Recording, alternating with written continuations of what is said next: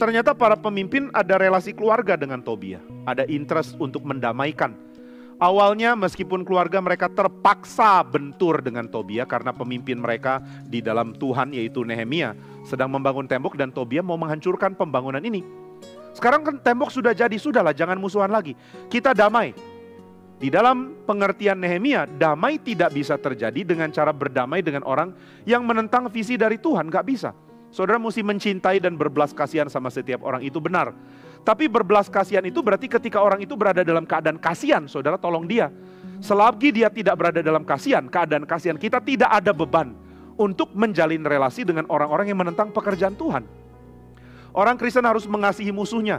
Tapi di dalam pengertian mengasihi musuh adalah ketika ada tindakan tertentu yang menuntut kita untuk bertindak dengan kasih, kita mesti berikan kasih itu.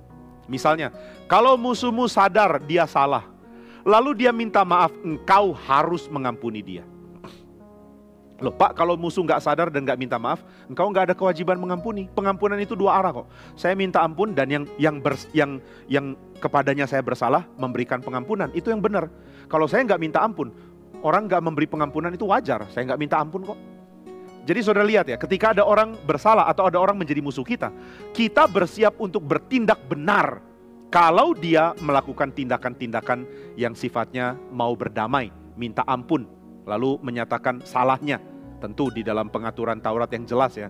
Minta ampun bukan membersihkan semua kerugian. Minta ampun berarti saya siap untuk menanggung kerugian yang saya sudah timbulkan sebelumnya.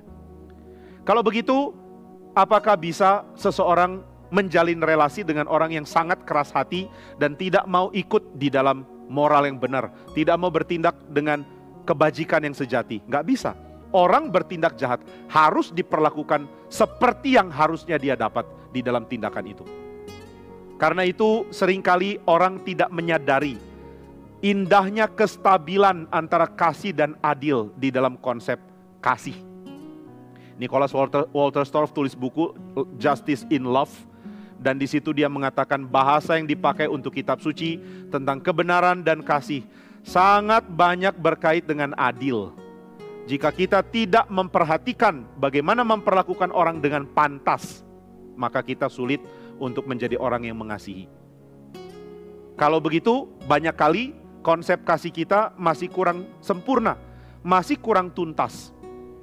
Ketika saudara melihat orang menghina pekerjaan Tuhan, mengabaikan Tuhan, membuat pekerjaan Tuhan dihancurkan oleh egonya, oleh kasarnya, oleh kerasnya, saudara tidak berkewajiban untuk jalin relasi perjanjian apapun dengan dia.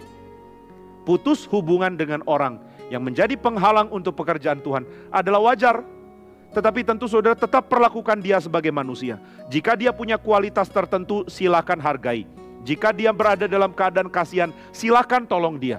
Paulus mengatakan ini, jika seterumu lapar, berarti dia layak diberikan belas kasihan, dia kelaparan kok.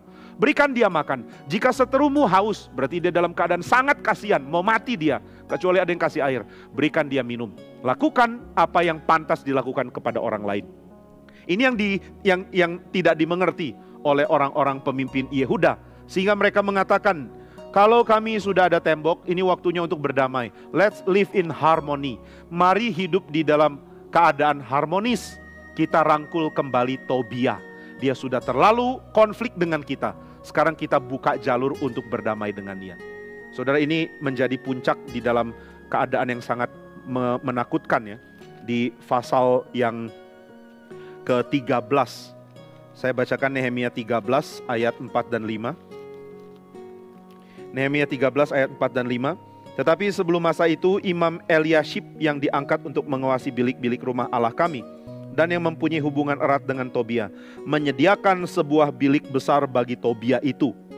Sebelumnya orang membawa ke bilik itu korban sajian, kemenyan, perkakas-kakas dan perkakas-perkakas, dan persembahan persepuluhan daripada gandum, anggur dan minyak yang menjadi hak orang-orang Lewi, para penyanyi dan para penunggu pintu gerbang, dan persembahan khusus bagi para imam. Ketika peristiwa itu terjadi, aku tidak ada di Yerusalem, karena pada tahun ke-32 pemerintahan Artasasta, Raja Babel, ya Raja Persia tentunya maksudnya. Aku pergi menghadap raja, tetapi sesudah beberapa waktu aku izin dari raja untuk pergi. Nah saudara, ketika Nehemia balik ke Persia, Ternyata terjadi bahwa orang bernama Eliashib yang jadi imam itu memberikan ruang untuk Tobia. Orang Amon harusnya nggak boleh masuk bait suci. Visinya sudah beda, mereka visinya harmonis. Sedangkan Nehemia visinya adalah let's give this city for our God. Mari berikan kota ini untuk Tuhan kami. Mari pelihara apa yang diperkenan Tuhan. Sedangkan visi dari orang-orang lain adalah mari hidup harmonis dengan musuh. Nah saudara, ada tempat untuk harmoni, ada. Di dalam kehidupan berbangsa ada tempat untuk harmoni. Saudara tinggal di dalam public space yang terdiri dari banyak agama, harus jaga harmoni di situ. Tapi perlukah harmoni itu dibawa ke dalam? Misalnya mengundang orang dari agama lain untuk berkhotbah di dalam gereja, itu bukan harmoni, itu berarti mengabaikan Tuhan. Tidak peduli sakit hati Tuhan, tidak peduli Tuhan mau apa. Pokoknya saya mau harmoni dan peduli amat sama Tuhan. Tuhan mau apa itu urusan dia. Kami mau damai, itu yang kami mau. Nah ini visinya beda. Nehemia tidak didukung oleh pemimpin-pemimpin yang siap berjuang untuk Tuhan. Dia didukung oleh pemimpin-pemimpin oportunis yang cuma tahu untung untuk pribadi. Yang cuma tahu hidup enak harus dikejar. Yang cuma tahu kalau damai usaha saya bisa baik. Kalau damai kehidupan saya beres. Kalau damai keuntungan saya terpelihara. Tapi mereka tidak peduli Tuhan. Saudara, ada orang-orang yang tidak peduli Tuhan, cuma tahu kenyamanan diri. Dan ini bukan orang-orang yang bisa dipakai Tuhan untuk mengerjakan apa yang Tuhan mau. Nehemia tidak punya teman kalau mau dibilang yang mengerti bagaimana berjuang dan berkorban untuk Tuhan. Ketika mereka lihat, oh Nehemia lagi pergi, mereka menghormati Tobia dengan mengatakan, kalau kami sekarang sudah lebih terbuka, kami sekarang lebih progresif. Dulu petinggi-petinggi kami bilang orang-orang macam kamu tidak boleh masuk ke dalam bait suci. Sekarang kami izinkan kamu masuk. Tapi saudara, mereka izinkan Tobia masuk dengan mengabaikan hak untuk imam, untuk orang-orang Lewi. Hak untuk orang mereka cut demi relasi.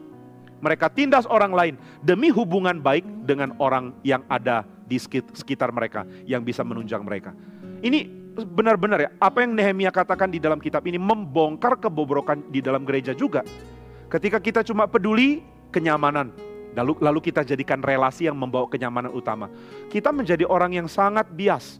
Kita tidak ngerti apa yang Tuhan mau. Bias seperti ini juga yang terjadi di Perjanjian Baru. Di Perjanjian Baru lain lagi, orang menentang orang-orang rendah yang Tuhan mau ampuni. Sedangkan di dalam Nehemia, orang mengabaikan orang-orang yang sudah melayani di bait suci demi relasi dengan petinggi-petinggi politik. Orang-orang penting seperti Tobia, apalagi dia keluarga kita. Jadi mereka mementingkan keluarga, relasi, jabatan, kenikmatan, kedudukan yang baik. Demi itu saya mau berjuang, demi itu Tuhan pun harus saya singkirkan. Jadi ada sesuatu yang ujungnya nanti beda jauh ya. Nehemia kerjakan apa dan pemimpin-pemimpin Yehuda kerjakan apa. Awalnya mereka seperti kerjasama. Lama-lama makin kelihatan bedanya.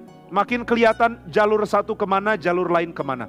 Perbedaan inilah yang akhirnya jadi puncak di dalam Nehemia pasal yang ke-13.